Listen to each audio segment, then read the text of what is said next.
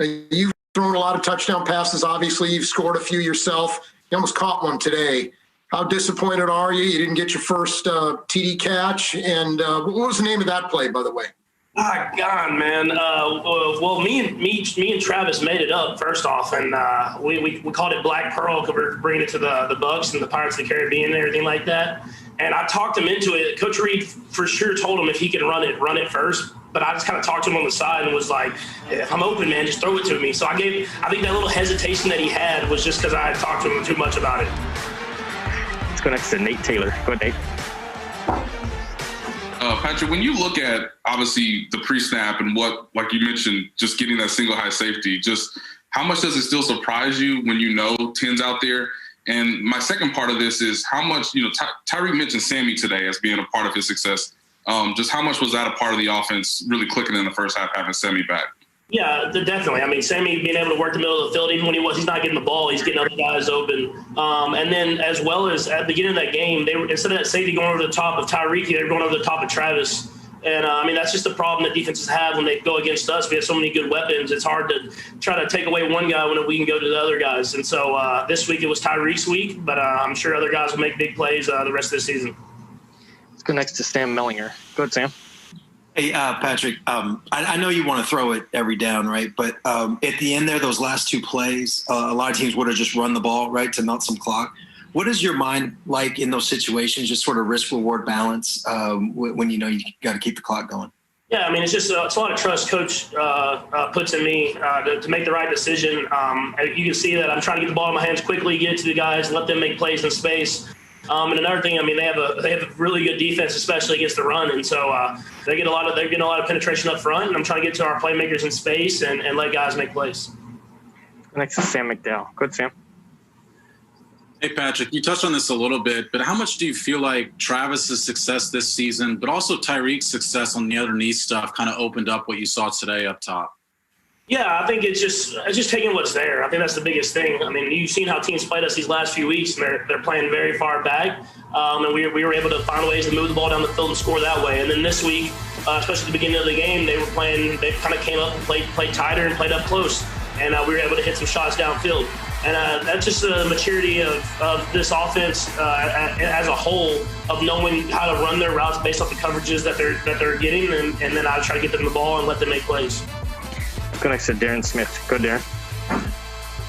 Hey, Patrick. First of all, congratulations on the win and the great stats that you put up today. But I'm kind of curious with the offense and some of the play calling in the first half. It looked like you all may have been a little too cute by half with some of the design plays. I know you talked about the play with Travis Kelce towards the end zone. But how concerning is it to where, I guess from the outside looking in, it looks like you all should have been up maybe 28-0 before the Bucs scored, and then it ended up being a one-possession game towards the very end. And then I have a follow-up, Brad. Yeah, well, I mean, that just comes down to execution. I mean, we had the play with Travis designed and ran the way we wanted it to be ran, and we had the options and the availability that we wanted. And we've ran plays like that all year long. We're doing different motions and different type of stuff like that, and they've worked out. And when you play a good defense and you don't execute in the red zone and you get field goals instead of touchdowns, the game stays closer than you want it to be. And so that's just about execution and us just making sure that we execute whenever we get our opportunities. And also, this is your first time playing in Tampa Bay. Did you feel like you got used to it enough that you could come back and do the same thing again in February?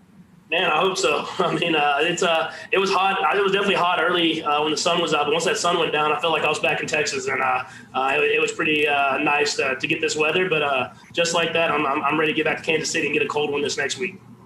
We'll go to Mike Jones for the last one. Go ahead, Mike. Patrick, this is supposed to be kind of like billed as a Super Bowl preview. If you guys come out and get the win like this, what does it do for your confidence, or just for if you guys see them again in the postseason?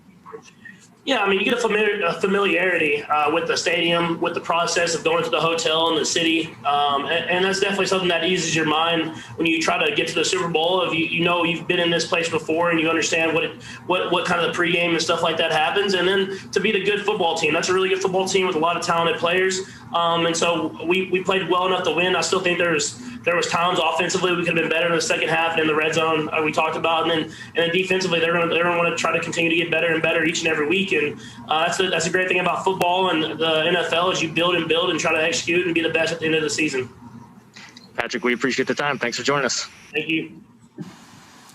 Really, historian Daniel has an ankle sprain, and we'll just see how he does by tomorrow. All in all, I thought it was a good game. That's a good football team, and that Bruce has got, and they ton of talent, and they've got Tom Brady. So I mean, that says it all when you look at that. But I was proud of our guys for stepping up, in particular after an emotional game like the Raider game. You got to be able to do these things, and I thought that was a step forward by our guys. I mean, I can go through and critique it, but there's some things we can get better at. But it was a heck of a performance, I thought, by our guys. Anyways, well, that time's yours. Let's go first to Sam Mellinger. Go ahead, Sam. Hey, Andy, I wanted to ask you about a couple situational decisions that you had. The 4th and goal early in the game in the first quarter, and then throwing it late when you could have just burned clock. I mean, at least superficially, right? Like one of those is aggressive, one is conservative. I'm just wondering if you could let us in on your thinking a little bit. How much of that is, Mike Frazier and those numbers, and how much is just gut and what you're seeing from the game?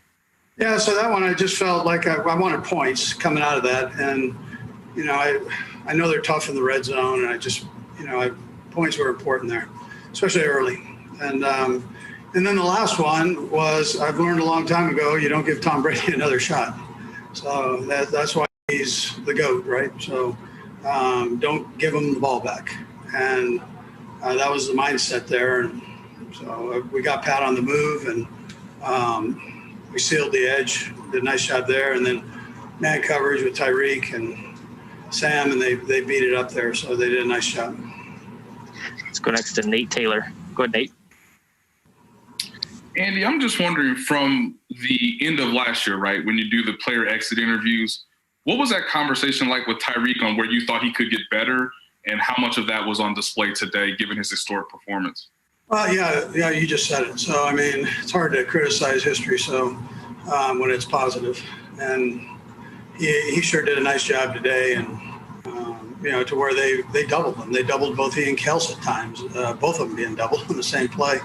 So, listen, it's a tribute to him and the hard work that he's put in. And